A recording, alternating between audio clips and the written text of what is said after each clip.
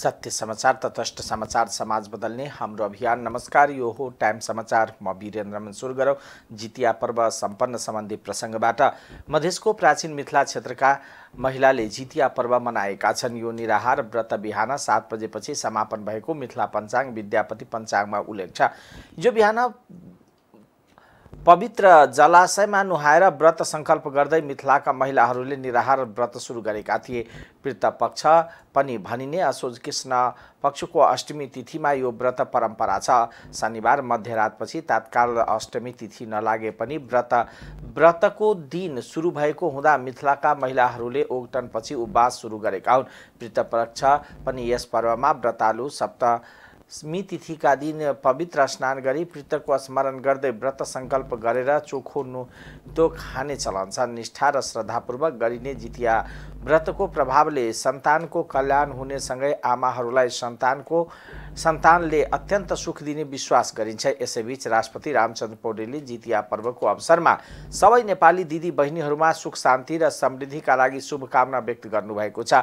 जितिया पर्वले नेपाली समाजमा आपसी सम्मान, सद्भाव, पारिवारिक एकता र प्रेम, महिलाप्रतिको श्रद्धा र आस्था, मौलिक संस्कृतिको संरक्षण र निरन्तरता एवं आपसी सहिष्णुताको भावना जागृत गर्दै नेपालको विविधतालाई संरक्षण गरेको राष्ट्रपतिको शुभकामना सन्देशमा उल्लेख छ।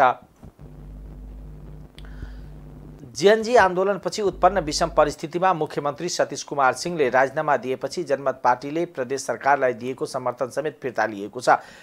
प्रदेश सरकारलाई दिएको समर्थन र मुख्यमन्त्री सहित मन्त्री समेतलाई फिर्ता बोलाएपछि नयाँ प्रदेश सरकारका लागि अन्यल उत्पन्न भएको छ। जीएनजी आन्दोलनकै क्रममा प्रदेश प्रमुख, मधेस प्रदेशका सभामुख र सत्ता गठबन्धनका नेताहरू समेत जनकपुरमा नहुँदा प्रदेश सरकारको विषयलाई लिएर विभिन्न अटकलबाजीसँगै राजनीति शून्यता देखिएको छ। प्रदेश प्रमुख सोमबार काठमाडौँबाट जनकपुर धाम आएपछि नयाँ सरकार गठनको विषयमा प्रक्रिया अगाडि बढ्ने उहाँको भनाइ छ। प्रदेश प्रमुखबाट अब नयाँ सरकार आह्वानका लागि आह्वान हुने सभामुख रामचन्द्र मण्डलले बताउनुभयो। उहाँले संविधानको धारा 168 को उपधारा 2 को 1 बमोजिम प्रदेश सभामा कुनै पनि दलको प्रष्ट बहुमत नरहेकोले प्रदेश सभामा प्रतिनिधित्व गर्ने 2 वा 2 भन्दा बढी दलका समर्थनमा बहुमत प्राप्त गर्न सक्ने प्रदेश सभा सदस्यलाई प्रदेश प्रमुखको कार्यालयले मुख्यमन्त्रीमा नियुक्ति गर्ने प्रावधान छ। अहिलेको विषम परिस्थितिमा सबै दल मिलेर नै सर्वदलीय सरकार बनाउने विषयमा छलफल समेत भइरहेको बुझिएको छ। मधेस प्रदेश सरकारको प्रशासनिक भवनदेखि सम्पूर्ण कार्यालयका भौतिक संरचनाहरू ध्वस्त रहेको अवस्थाले गर्दा मुलुक राजनीति को अवस्थाबाट गुज्रिरहेकोले सम्भवतः सर्वदलीय सरकार गठन गर्नु आवश्यकता रहेको जनमत पार्टीका संसदीय दलका नेता महेश यादवले बताउनुभयो। नेपाली कांग्रेस प्रदेश संसदीय दलका प्रमुख सचेतक कुमारकान्त झाका अनुसार अहिले कांग्रेस मध्य प्रदेशका संसदीय दलका नेता कृष्ण यादव सभामुख, प्रदेश प्रमुख पनि काठमाडौँमै रहेकोले प्रदेश सरकार गठन कसरी अघि बढ्छ भन्ने अन्योलले देखिएको बताउनुभयो।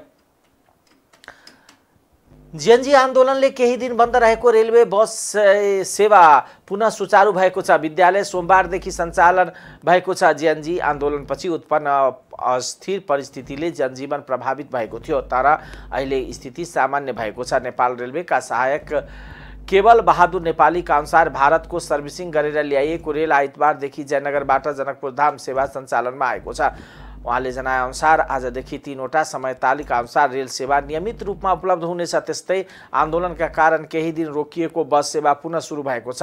मा जानकी यातायात व्यवसायी सङ्घका अध्यक्ष मनोज चौधरीले यात्रुहरूको सुविधा सहज भएको बताउनुभयो। उहाँले सुरक्षाका कारण आन्दोलनका दिनहरूमा बस सेवा रोकिएको थियो। अब अवस्था सामान्य बनेपछि सेवा पुनः सुरु गरेका हौँ। शैक्षिक क्षेत्रमा पनि स्थिति सामान्य हुँदै गएको छ। आन्दोलनकै कारण बन्द रहेको विद्यालयहरू सोमबारदेखि पुनः सञ्चालन हुने भएका छन्। एन पेप्सन जनकपुर धामका नगर अध्यक्ष दीपक ठाकुरका अनुसार लामो समयदेखि विद्यालय बन्द हुँदा विद्यार्थीहरूको पढाइमा असर परेको छ। यससँगै आन्दोलनले प्रभावित गरेको यातायात, प्रशासनिक र शैक्षिक सेवा क्रमशः सामान्य अवस्थामा फर्किने देखिएको छ।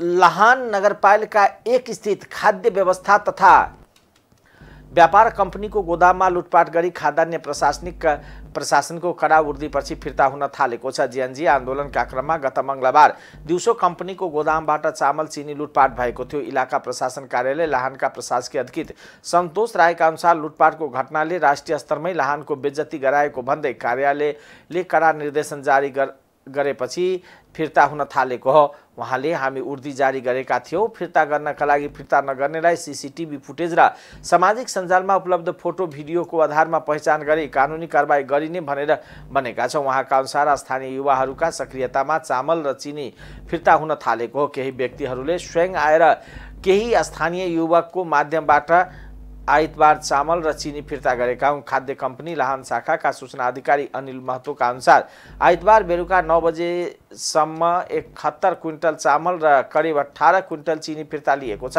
फिर्ता गर्ने प्रतिष्ठालाई ध्यान राखेर भने नाम गोप्य राखिएको महतोले बताउनुभयो।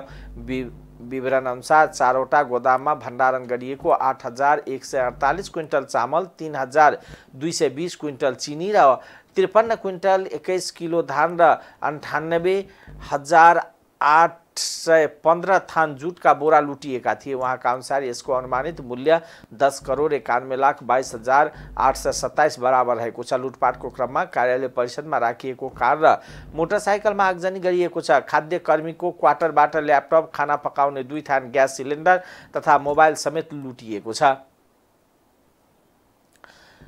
कारागारबाट फरार भएका 4 जना विदेशी नागरिकलाई प्रहरीले पक्राउ गरेको छ। धनुषाको विभिन्न नाका हुँदै नेपालबाट बाहिरिने क्रममा उनीहरूलाई पक्राउ गरिएको जिल्ला प्रहरी कार्यालयले जनाएको छ। धनुषा प्रहरीका अनुसार प्रहरी उपरीक्षक नरहरी रेग्मीले काठमाडौँको केन्द्रीय कारागारबाट कैदीहरू भाग्ने क्रममा यी 4 जना विदेशी पनि फरार भएकोले सीमा नाकाबाट नियन्त्रणमा लिएको बताउनुभयो। प्रहरी उपरीक्षक रेग्मीले भारततर्फ पस्न क्रममा सीमामा खटिएको सशस्त्र प्रहरी र भारतीय सीमा सुरक्षा बलको संयुक्त टिमले उनीहरूलाई नियन्त्रणमा लिएको। उनीहरूले अघि थप्दै उनीहरू लागू औषध ओसार प्रसारको कसुरमा सजाय काटिरहेका छन्। केन्द्रीय कारागार नै पठाउँछौ। 4 जनालाई धनुषाको खजुरी महिनाथपुर नाकाबाट भारत पस्ने क्रममा नियन्त्रणमा लिएको बताउनुभयो। कारागारबाट फरार भएर पक्राउ परेकोमा विदेशीमा नाइजेरियाका 3 जना र 1 जना ब्राजिलका रहेका छन्।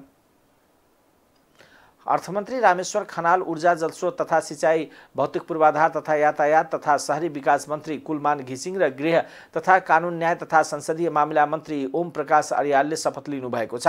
प्रधानमन्त्री सुशीला कार्कीको सिफारिसमा नियुक्त हुनुभएका 3 जनाले राष्ट्रपति रामचन्द्र पौडेलले राष्ट्रपति भवन शीतल निवासमा पद तथा गोपनीयताको शपथ गराउनु भएको हो। अब मन्त्री परिषद प्रधानमन्त्री सहित 4 सदस्य बनेको छ। अर्थमन्त्रीमा नियुक्त रामेश्वर खनाल पूर्व अर्थ सचिव एवं अर्थविद हुनुहुन्छ। तत्कालीन अर्थमन्त्री भरत मोहन अधिकारीसँग मतभिन्नता उत्पन्न भएपछि उहाँले पदबाट राजीनामा दिनुभएको थियो। उहाँको अघिल्लो सरकारले गठन गरेको उच्चस्तरीय आर्थिक सुधार सुझाव सिफारिस आयोगका अध्यक्ष हुनुहुन्थ्यो। आयोगले केही महिना अघि सरकारलाई आफ्नो प्रतिवेदन बुझाएको थियो। त्यस्तै इन्जिनियर रहनुभएका कुलमान घिसिङलाई केही महिना अघि केपी शर्मा ओली सरकारले नेपाल विद्युत प्राधिकरणको कार्यकारी निर्देशकबाट हटाएको थियो। नेपालबाट लोड सेडिङ हटाएको श्रेय दिने गरेको घिसिङलाई निकै लोकप्रिय मानिन्छ।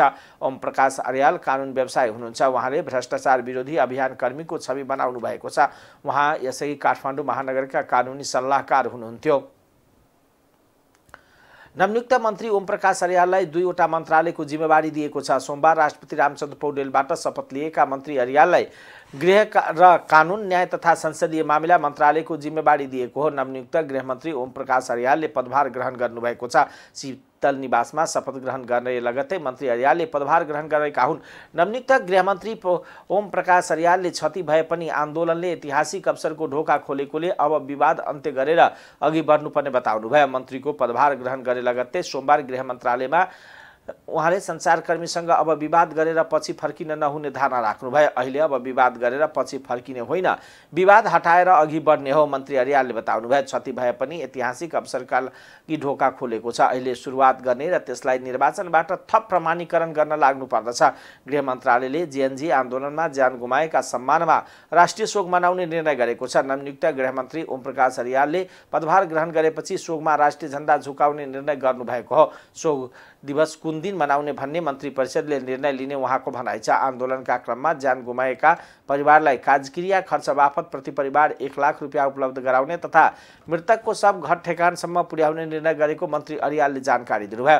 मन्त्री अर्यालले मन्त्रालयमा गृह सचिव गोकर्ण मणि दोवाडी, प्रहरी महानिरीक्षक चन्द्र कुबेर खापुङ, सशस्त्र प्रहरी महानिरीक्षक रारू अर्याल, निमित्त राष्ट्रिय अनुसन्धान निर्देशक लगायतले स्वागत गर्नुभएको थियो।